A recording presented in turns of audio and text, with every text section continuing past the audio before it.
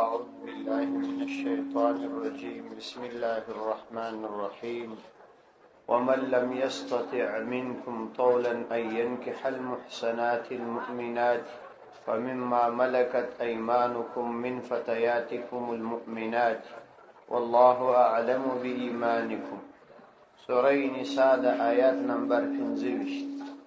ومن لم يستطع منكم طولا او هغه څوک چې طاقت ونه لري منکم ستاسو څخه طولن طاقت عین کې حل محسنات چې په نکاح کړي آزادي مؤمنان ښځې المؤمنات چې مؤمنې وي فمما ملکت ایمانکم نو بیا دې نکاحو کې د هغو سره ملکت ایمانکم چې ستاسو راسته لاسونه مالکان شي من فتياتكم المؤمنات ستاسو د مؤمنو منځو څخه والله اعلم بإيمانكم الله عز وجل اعلم شفوهی بإيمانكم ستاسو په ایمان باندې د آیات د مخکې آیاتو سره ربط ښکاره دی چې مخکې آیاتونو کې خبره د نکاح روانه و چې تاسو لره محسناتی چې د خاوندانو ښځې روانه دي مگر هغه درته روا دي چې هغه بنځي وي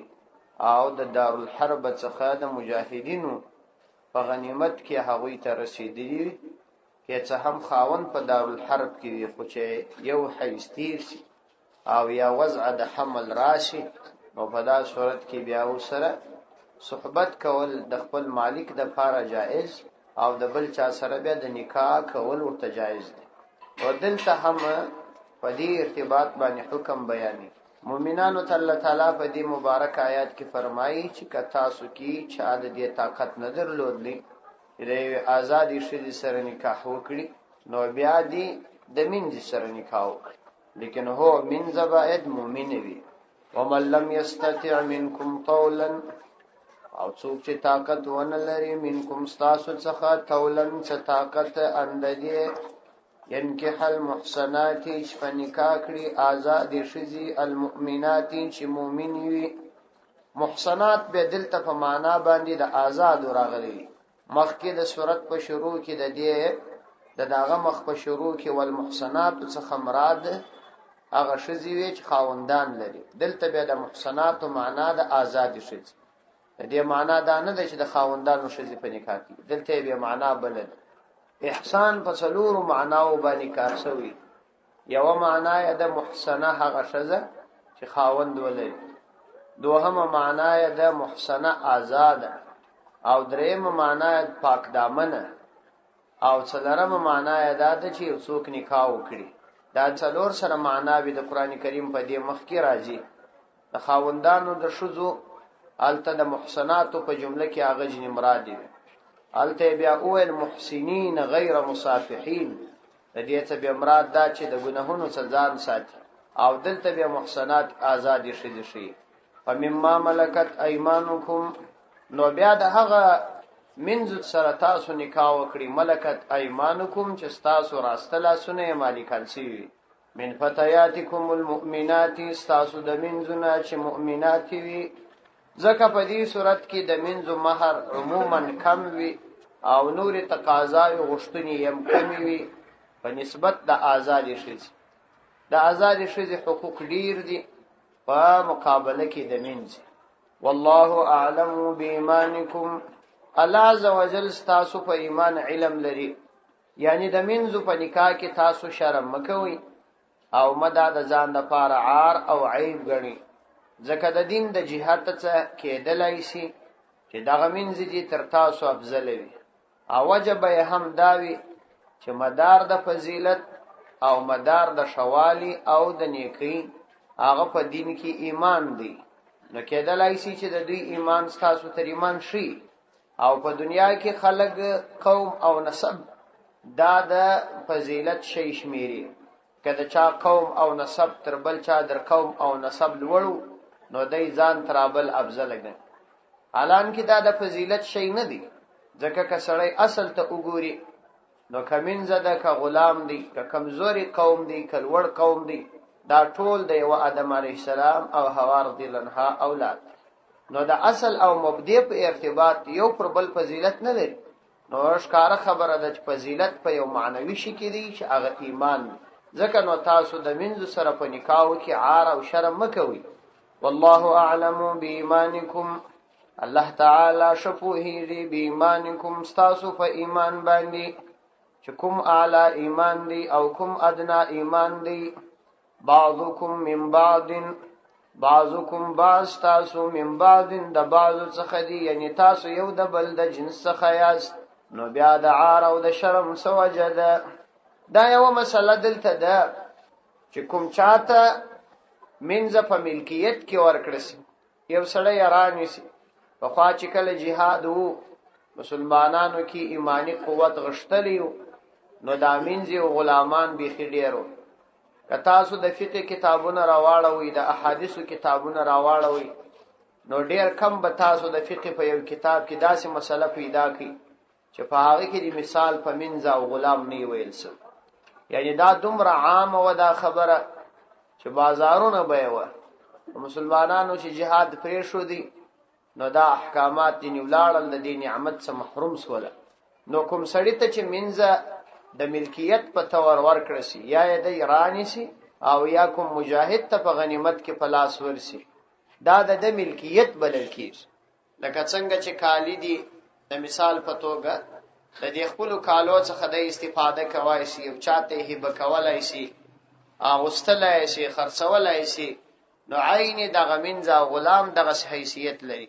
دا د ملکیت منځه چې د سړي په ملک رالل نکاح سر روانه ده، دا د ملکیت دی، یعنی بیل نکاح دی د هغه څه استفاده کوي شي، نکاح نه غواړي، دا د ملکیت ګرځېدلی.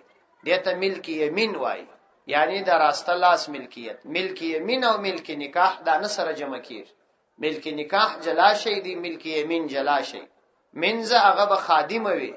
خو کومه ښځه چې ستا په نکاح وي دا نه د لازمي چې هغه به خادمه وي، دا چې هغوی خدمت کوي دا د هغوی اخلاق دي. شرعاً څوک حق نه ورباندې لري، او منځه د دې ذمهداري دا ده چې ستا خدمت به کوي او خدمت کول ورباندې لازمي دي. نو من فتياتکم مؤمنات چې راغلی دي، مراد د دې څخه دا دی چې یو سړی د منځي مالک دی، بل سړی ته په نکاح ورکړي. دې معنا دا نه ده چې د خپل په نکاح کې خپل د نکاح ضرورت نشته، ځکه نکاح خو به د صحبت د لپاره د جما د لپاره کوي، نو هغه ته ضرورت نشته، خو بیل هغه ورته جواز شته. لیکن هو کې بل چاته ور په نکاح کړل بیا نو دلره د هغې سره صحبت کول حرام دي، دا به بیا نه کوي. نو الله فرمایي بعضکم من بعض، ستاسو بعض د بعضو څخه دي، یعنی یو د بل سره د یو جنس څخه یاست. نو کله چې د عدم عار، یعنی د دې وجه معلومه سول چې تاسو شرم مه کوئ د دې منځو په نکاحو کې. فانکحوهن باذن اهلهن، نو تاسو هغوی په نکاح کوي باذن اهلهن، د هغوی د اهل یعنی مالکانو په اجازت باندې. وآتوهن، او تاسو ورکوي هغوی لره اجورهن د هغوی مزدوري، بالمعروف په حق طریقه باندې، محسنات په داسې حال کې چې هغوی پاکلمني غوښتونکي وي، غیر مصافحات او تجاوز کوونکي نه وي، زنا کوونکي نه وي، ولا متخذات اخدان او نه نیونکي د فټو اشنایانو. فانکحوهن باذن اهلهن، نو کله چې تاسو ته دا شریعت معلومه کړه چې تاسو لره دا روا دي چې تاسو د هغوی سره نکاح وکړئ او په دې کې شرم مه کوئ، نو بیا تاسو نکاح وکړئ د هغوی سره. البته یو شرط شته، هغه شرط دا دی چې د مالک اجازت وي، یعنی باذن اهلهن، د دوی د اهل په اجازت باندې، ځکه دا د بل ملکیت دی. او آتوهن اجورهن، او تاسو ورکړئ هغوی لره اجورهن د هغوی مزدوري، د هغوی مزدوري هم ورکړئ، یعنی مهر یې ورکړئ. په دې کې بیا د علماو اختلاف دی. ځینې علما وایي چې دا مهر د دې منځي حق دی، خو صحیح قول دا دی چې دا د دې حق نه دی، بلکې دا د مالک حق دی. نو آتوهن اجورهن، تاسو ورکړئ هغوی لره، یعنی د هغوی مالکانو لره اجورهن د هغوی مهرونه، بالمعروف په حق طریقه سره، یعنی چې څنګه مو وعده کړی. لیکن هو دغه منځي چې تاسو به نکاح کوئ، دا منځي به اراده د دې نه لري چې دوی په دې سره په غلطه طریقه باندې د خپل خواهش او خپل ضرورت پوره کړي، بلکې دا ضروری ده چې هغه به په دې کې پاکلمني دا غرض او مقصد وي. وآتوهن اجورهن بالمعروف چې دغه مہر په مقابله کې د نکاح راسي. محسنات دا حال واقع دی د مفعول څخه چې دا د فتياتکم المؤمنات څخه واقع دی. غیر مصافحات هغه به زنا کوون کې نه وي، یعنی دغه پیسې او مہر په مقابله کې د زنا نه اخلي، ځکه زنا هم د پیسو په عوض کې پیدا کیږي. ولا متخذات اخدان او نه نیون کې وي اخدان د پټو آشنایان. اخدان دا جمع د خدن ده. خدن هغه ملګری توای چې بد ملګری، صدیق هغه ملګری توای چې ښه ملګری. نو دوی به د بد ملګرو نیون کې نه وي، یعنی په پټو پښکارا به د زنا څخه ځان ساتون کې.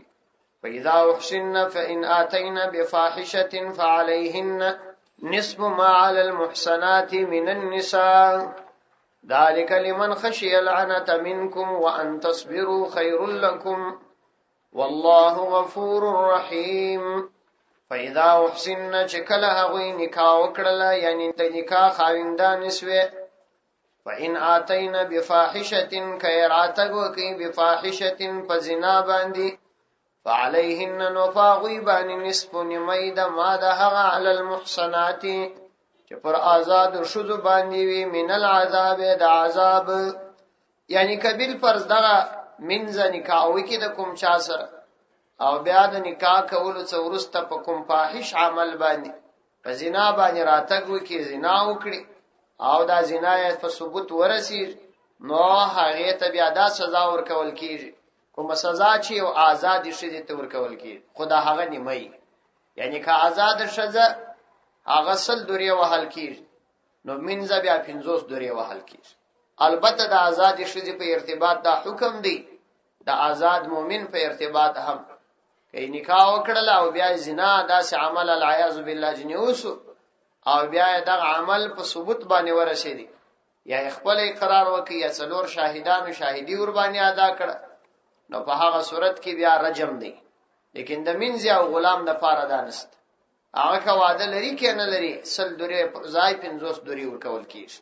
فإذا أحسن فإن آتين بفاحشة فعليهن او کله چې دی د نکاح خاوندان سوی، یعنی وعده یې وکي، فإن آتين بفاحشة کای بیا راتګ وکي بفاحشة فکم بد کار باندې ورسته در ثبوت، فعليهن نو پراغوی باندې فدا شرط چې مسلمانه بوي نصف نیمه ما ده هغه څه دی علی المحسنات چې پر آزاد شذو باندې دي، فدا شرط چې غیر منکوحه نیمه سزا ورکول کیږي چې 50 دوری دي دا منځته او سل دوری بیا ودي آزاد ته ورکول کیږي. نو علی المحسنات څخه دلته مراد آزاد شذې دي، د ودو خاوندان نشي، د کفر یو آزاد شذ باندې مؤمنه باندې چې واده نه کړي د زنا په صورت کې سل دوری دي، د هغه نیمه ودي منځته ورکول کیږي. نصف ما على المحسنات من العذاب، نیمه د هغه چې آزاد شذ ته ورکول کیږي من العذاب د عذاب. ذلك لمن خشي العنة منكم وأن تصبروا خير لكم. ذلك دغه د منځ سره نکاح کول لمن د پاره د هغه چا مناسبه ده خشي العنة منكم چې هغه بیریږي العنة د ګناه منکم ستاسو څخه، وان تصبروا کچیر تاسو صبر وکي خير لكم دا ستاسو د پاره خیر دی. والله غفور رحيم. والله على عز وجل غفور فربخشن کی دی رحیم پر مهربان دی. ذلك لمن خشي العنة منكم، دا غدا منځ سره د نکاح کول مناسب دي د هغه چا د پاره چې هغه پتاسو کې د غلبې شهوت په وجه پر ګناه بیریږي، کېدلای شي ما سبا کوم بد عمل وشي، نو دا هغه د پاره بیا دا مناسبه ده چې د منځ سره نکاح وکړي. لیکن په هر صورت کې کتا سو بیا هم خپل ځان راټینګ کی او د آزاد شذ سره د نکاح کولو طاقت ونه لري او بیا هم د منځ سره نکاح ونه کی، صبر وکي، نو دا ستاسو د پاره خیر. یعنی د منځ سره نکاح کول فقط د ضرورت په وخت کې هغه مناسبه ده، که ضرورت نه وي بیا مناسبه نه ده. ذالک لمن خشی العنة منکم، ذالک دغه د منځ سره نکاح کول لمن د پاره د هغه چا مناسبه ده خشی العنة منکم چاغه بیریږي العنت په ګناه کې د واقع کېدو سره په وجه د غلبې شهوت منکم استاسو څخه وان تصبروا او کتاسو صبر وکي یعنی پر دې باندې چې د آزاد شې سره مو د نکاح وسنوي او د دې بیري سره سره بیا هم ځان وساتئ خیر لکم دا استاسو د پاره خیر دی دا استاسو د پاره خیر ځکه حضرت عمر رضی الله عنه فرمای چې چا د منځ سره نکاح وکړل نیم غلام یعنی د منځ سره نکاح کول انسان نیم غلام کوي هغه په دې وجه چې منځ د آقا په خدمت کې آقا یې خرڅوي بل چاته هبه کوي یو ځای او بل ځای ته انتقالیږي تفسیر ابي سعود لیکلی دی چې دا موهنه ده مذله ده مدخله ده ولاجه ده یعنی دا کور ته ننوځي راوځي او ستریم دا چې نه دی لکه د آزاد شي ځکه چې د زنګنو سنولې تر غاړې پوری دغه املا او دا رقم نس دغه یې عورت دی پاتې سو در زنګنو کښته دغه سي لاسونه او داسې مخ یې سر یې د عورت نه دی د خدمت په وجه باندې دا معلومیږي او بل دا چې خرڅيږي یو طرف او بل طرف ته انتقالیږي او بل دا چې اولادونه به غلامان وي ځکه دا چې د کوم چا ملکیت دی د کوم چا منځ د اولادونه د هغه غلامان بلل کیږي نو په دې ارتباط باندې په دې کې د آزاد سړي د پاره خیر نشته البته د ضرورت په خاطر باندې شریعت اجازه ورکړي دي مطلب دا چې مناسب کار دادي چې سړی ونه کی او کله دا ټول شانو باوجود یې وکړل روا ده جائز ده منع نه ده خو مناسب ده چې سړی نکاح سره ونه کی دا شی مشتوس ځکه عجیب معلومیږي چې موږ د دې شی سره ناآشنا یو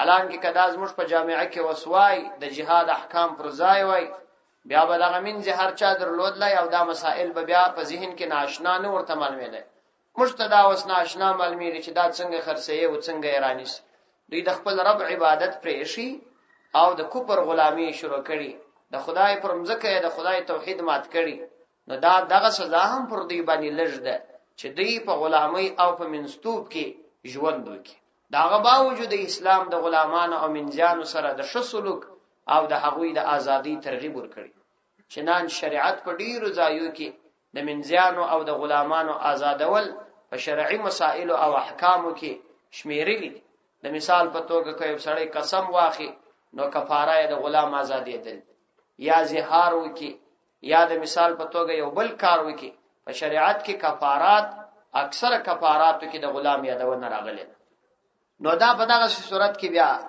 افضل نه ده یو چا د پاره چې دا کار کوي وان تصبروا خير لكم والله غفور رحيم الله تعالی پر بخښون کی او پر مهربان بخښون کی په دې باندې دی ک تاسو دا غیر مناسب عمل وکي بخښنه درته کی بیا هم تاسو نه رانیسی رحیم زکه دی چې تاسو ته د منځانو سره نکاح کول او دا غوی ته صحبت کول روا کړی دي دا د الله رحم دی پر تاسو باندې نعمت دی چې تاسو ته درکړي يريد الله ليبين لكم ويهديكم سنن الذين من قبلكم ويتوب عليكم والله عليم حكيم يريد الله اراده لري الله عز وجل ليبين لكم چې بیان کې تاسو لره ويهديكم سنن الذين او وشي تاسو لره سنن الذين لاري دا هغه کسانو من قبلكم چې تاسو نه مخکې تیر شوي دي ويتوب عليكم او د پاره د دې چې توبه وکړي پر تاسو باندې یعنی رحم وکړي پر تاسو باندې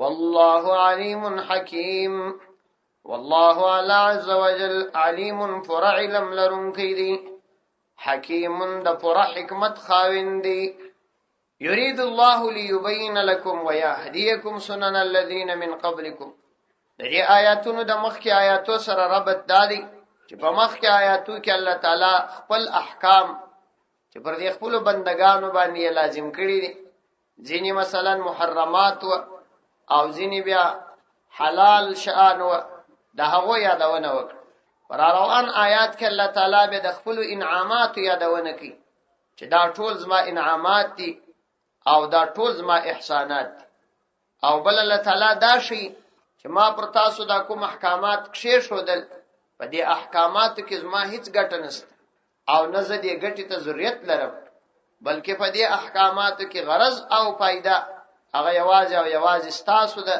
چې ستاسو لپاره په دې کې مصلحت مقصود دی او ستاسو په دې کې فائدہ مد نظر ده. نو یرید الله اراده لري الله عز وجل، الله تعالی اراده لري چې د احکام او آیاتونو په بیانولو سره لیبین لکم چې بیان کې تاسو لره ستاسو د مصلحت احکام، ستاسو د مصلحت احکام دا درته بیان کی. ويهديكم سنن الذين من قبلكم او وشي تاسو لرا سنن قصص او واقعات او آیاتنا الذين دا اغا کسانو من قبلكم چاغوی ستاسو نه مخکې تیر سوي دي، یعنی دا هغوی واقعات درته بیان کی. دا د پاره د دې چې تاسو د هغوی اتباع وګوري چې مخکنی خلکو څنګه د الله تعالی پر احکام باندې کلک منګولې لګولې وي او څنګه د شریعت سره کلک محبت. نو تاسو چې کله د هغوی واقعات واوري نو به دین ته ترغیب سي، اتباع ته به ترغیب سي او د شریعت په احکامو به پابندي وکړي. او چې کله تاسو د هغو قومونو یادونه واوري پر هغوی عذاب راغلی دي او یا د هغو خلکو یادونه واوري چې هغوی د الله تعالی د عذاب بیریدله، نو په دې صورت کې به تاسو د خدای د عذاب وبېریږئ. نو یهدیکم او چې وشي تاسو لره سنن واقعات او قصص الذين دا اغا کسانو من قبلكم جستاسو نمخکی و ترڅو د اتباع ترغیب راسی او د مخالفت نبیر راسی. ويتوب علیکم او رحم وکړي الله تعالی علیکم پر تاسو باندې. ما تاسو ته مخکم دا مسله بیان کړو چې د تاب یتوب د باب څخه د توبې څخه ورسته ک اله راسی بیا په معنا باندې د توبې ده، او که د توبې د لفظ ورسته علا راغلی بیا په معنا د توجه او د رحمت. نو یتوب الله علیکم یا یتوب علیکم د دې معنا دا ده چې الله تعالی به پر تاسو په خپل رحمت متوجه کیږي. د تاب یتوب د باب سلک علا راسی بیا په معنا د توجه او رحمت کې سله اله راغلل نو بیا په معنا باندې د توبې او د استغفار ده. ويتوب علیکم او چې متوجی سي الله تعالی پر رحمت سره علیکم پر تاسو باندې. والله علی عز وجل علیم فرعلم لرونکی دی، نو د بندگانو مصلحت ورته معلوم دی، حکیم د پر حکمت خاوند دی، بلا وجوب د دې مصلحتونو رعایت کوي. یعنی الله تعالی ته د بندگانو مصالح معلوم دي، الله تعالی چې د بندگانو د مصالح مراعات کوي دا پر الله تعالی واجب نه ده خامخا الله تعالی د بندگانو د مصالح مراعات کوي. خدا الله تعالی په خپل فضل او کرم باندې کوي د خپل بندگانو سره احسان کوي. والله يريد ان يتوب عليكم ويريد الذين يتبعون الشهوات ان تميلوا ميلا عظيما. والله على عز وجل يريد اراده لري ان يتوب عليكم چې رحم وکړي پر تاسو باندې. ويريد الذين او اراده لري الذين کسان يتبعون الشهوات چاوي تابعداري کوي د شهواتو ان تميلوا چې تاسو واوړي ميلن عظيما په کامل او ورستلو سره. الله سبحانه وتعالى په دې مبارک آیات کې د اسلام د دین فواید او د اسلام د دشمنانو اغراض او مقاصد بیانې. والله الله عز وجل يريد اراده لري ان يتوب عليكم، الله تعالی دا غواړي چې پر تاسو باندې رحم وکړي او د الله تعالی د رحم د پاره دا ضروری ده چې انسانان د الله تعالی د احکام پابندي وکړي او د الله تعالی د هغو اعمالو څخه چې بندگان یې منع کړي داغه څخه منع شي. نو په مامورات باندې عمل وکړي او د منهیات ځان منع کړي. دا د الله تعالی د طرفه پر د خپل بندگانو رحم. نو د احکام د نزول او پر بندگانو باندې د احکام د فرضیت مقصد امدادي. لیکن څوک چې د احکام پابندي نه کوي هغه خلک دي چې د خواهشاتو تابع دي، نو الله تعالی دا غوي یادونه هم کوي. ويريد الذين او اراده لري الذين كسان يتبعون الشهوات چاوي تابعداري کوي د شهواتو لکه کفار فجار او داسې نور هغوی تابعداري کوي د شهوات. د شهواتو تابعداري د دې لپاره کوي ان تميلوا ميلا عظيما چې تاسو واړوي د دې دین ميلا عظيما په پوره اړولو سره، یعنی تاسو د دین څخه لري. په دې آیات کې الله تعالی د کافرانو او د فجار انسانانو اغراض او اهداف بیان کړ. که یو سړی نن سبا هم د غربي کافرانو او د هغوی د مزدورانو په خبرو باندې خطاوتي، نو دا کامل مؤمن نه دی، بلکې د ایمان بوی لا نسته ورپکښې کی چې د کافرانو په خبرو باندې وسم خطاوځي. چې خدای عز وجل په واضح الفاظو دادی په خپل کلام کې ورته فرمایي چې هغه کسان چې هغوی د خواهشاتو پابند دي، هغوی دا قصد او اراده لري چې تاسو د حق خبرې څه واړئ، د دینه مو واړئ، او تاسو بیا هم د هغوی دغه کارونه د ځان دپاره خیر وګڼئ. نو د دې خو دا معنا ده چې د سړي د الله تعالی پر قول باندې اعتماد او عقیده نشته. نو د دې دپاره د اسلام دشمنانو په مختلفو طریقو باندې د الله تعالی د احکامو د ماتولو دپاره تدابیر جوړ کړي. یو خدا چې غیر فطري طریقو ته عمومي جواز ورکړي، دا د دوی په ټولو قوانینو کې دا فیصله سوې خبره ده چې زنا بالرضا دا پروا نه لري. زنا بالرضا، په رضا باندې زنا کول دا هیڅ پروا نه. هرې ښځې ته باید یو ملګری وي او هر سړي لره باید یو ښځه ملګری وي بېله نکاح. د دې دپاره دوی مختلف تدابیر جوړ کړي او دا د امن کورونه چې دوی جوړوي او د مسلمانانو په ټولنه کې عاموي، دا هم د غرض دپاره ایجادي شي. دا د کرکټ دومره زیات ترغیب ورکول، دا د فوټبال دومره زیات ترغیب ورکول چې 18 کلن و 19 کلن و 14 کلن ځوانان دا خارجي ملکونو ته بیول او بیا په ملکونو کې په هوټلونو کې هغوی ته میلمستیاوې ورکول او د ښځو محفلونه ورته راجمع کول، دا د همدې دپاره د اشعارو او ادبي بهیر په نامه باندې مختلف کنسرټونه ورته جوړول او بیا هغوی دې ته ترغیبول، دا د دې دپاره. په نوروز کې د هغوی دپاره میلې جوړول، جشنونه جوړول، د ځوانانو ټولنې جوړول او بیا د کافرانو د خوا څخه د دې دپاره پیسې مختص کېدل، دا د دغه کار دپاره. او د هغه رنګه په رادیوګانو ټلویزیونونو کې ډرامې ورته جوړول، مختلف پروګرامونه ورته جوړول، ناولونه ورته جوړول، ټلیفوني مکالمې عامول، خصوصا د شپې په طرف کې، دا د همدې کار دپاره. پر اسلام اعتراضات کول، اسلامی مدارس بدنامول، علما بدنامول، دیندار خلق بدنامول، هر هغه ټولنه چې د کفارو مقابله کوي هغوی ته یو او بل نوم ورکول او د خلکو په ټولنه کې د هغو بدنامول، دا د دې دپاره. نو دغه ټول کارونه دوی د دې دپاره کوي چې اسلامي امت او اسلامي ځوانان تباه کړي. او اسلامي ځوانانو کې الله تعالی دا شعور بیا نه دی ایښی چې دوی د دې دپاره په دې باندې پوه شي چې زه کوم طرف ته روان او آیا زما په دغه کارونو باندې زما د دنیا او که زما د آخرت ګټه او که په دې زما د ملک ترقي راځي. په دې نه د ملک ترقي راځي. کرکټ ملک ته څه ترقي راوړي؟ دا څه کار دی کرکټ؟ هېڅ د شیطانانو کار دی. پراټول هم شیطانان، دا کار د شیطانانو دی، جوړ کړی شیطانانو دی، کار شیطانی کار. د دې څه ګټه دی امت؟ په دې امت کې داسې نه ده چې د اسلام داسې د امت ته د دې بازیو او د ساعتیری او د تفریح نور شعار نه دي ښودي. اسلام د اوبازي امر کړی دی. اوبازي زده که، پر آس پرېدل زده که، نښه ویشتل زده که. اسلام د دې اجازت کړی چې سبا دې په کار درسي. کرکټ څه کار دی؟ دا چې سبا دلته جنګ د کافرانو څخه کرکټ والا به کافر مقابله وکړي، هغه بس غلي په خپل بیټ پسې به روان. او بیا د اسلام دشمنان دا لوی لوی غټ سنادید د کفر او د هغوی غلامان دا باقاعده د دې کار دپاره راځي، ورته کښېني دپاره د دې چې دې شي ته اهمیت ورکړي په ټولنه کې چې دا دومره عام کار. او بل د دې دپاره دا ډرامې په ټلویزیونونو کې دا د دغه ځوانانو د تباهۍ دپاره. تاسې وګورئ دوی په هر شي کې ښځې استعمال کړي. حتی د یو چا ټلیفون بند ته زنګ ورویې دغه د کمپیوټر غږ لا د ښځې، په راډیوګانو کې خبره د ښځې. ښځه خبریالۍ ته څه ضرورت لري؟ د اسلام د دشمنانو یوه ډېره غلطه پروسه دا هم روانه ده. وایي ستا دا خوښه ده چې ستا ښځه د یو نارینه ډاکټر ته ورسي. اول خو شریعت د دې اجازت کړي، د مشکل په صورت کې د دې اجازت دی چې ښځه د نارینه ډاکټر ته ورسي، هېڅ منع نه ده. اسلام اجازت ورکړی دی. زه به پر اسلام خپل غیرت ښکاره کوم. اسلام اجازت ورکړی دی، په دې کې څه منع راغله؟ اسلام د دې اجازت نه دی کړی چې حج ته ولاړ شي د کور والا مخ دې لڅي یا چې د هغه دپاره هغه ټوکري. شریعت ته دې اجازت کړی چې کړی دی، په دې کې بیا موږ څه وایو؟ اول خدا خبره.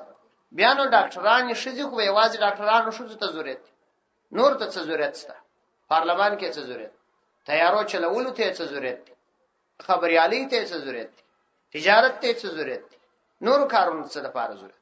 دا دومره ډیر شي چې په پوهنتونونو کې نن دي ډاکټران کیږي، د انجنیری په فاکولټه کې هم داخلي دي، تعلیم او تربیه په فاکولټه کې هم داخلي دي. او څه ضرورت دی؟ دا به د ځینو خلکو په ذهن کې ورکړي. بیا د دې سره سره کده دې ټول شانو اجازه موږ ورم کو، نو دغه دولتونه دغه نظامونه په دې نه دي قادر چې د شوزه د لپاره مستقل پوهنتونونه جوړ کړي، مستقل شې ورته استادان کې د خارج څخه شې ورته راوغاړي هغه تعلیم ورکړي. دا اوس دې ته ګران کار چې پر کرکټ پیسې مصرفولای شي، پر ناروا او شان مصرفولای شي، دغه لپاره مستقل پوهنتونونه نشي جوړول. دا اوس ګران کار دی. یو نظام ته دا څه ګران کار چې یو کښنه مدرسه دا ترتیب کولای شي چې د شوزو ترتیب جلا جوړوي شي، د نارینه د جلا جوړوي شي، نو یو نظام یې نشي جوړول. په دې کې د اسلام د دشمنانو غرض هم دا دی چې څنګه اسلامي ځوانان تباہ کړي. دې ته ډیر متوجه کېدل پکار، او خدای په خپل کلام کې دومره په واضح الفاظ ویلي چې ويريد الذين يتبعون الشهوات، هغه کسان اراده لري، هغه کسان چې هغه د شهوات تابعداري کوي، ان تميلوا ميلا عظيما، چې تاسو په کامله طریقه باندې د دې دین نه واوړي، یعنی په محرمات او په زناو کې مواقع کی. چونکه بحث د محرمات روان دي، یعنی مخکې هم بحث د دې روانو چې د زنا ځان وساتل شي. د دې آیات بنیادی اړخ هم دادی چې دوی دا کوشش کوي چې تاسو په زنا کې واقع کی. الله دې مو حفاظت وکړي. صدق الله.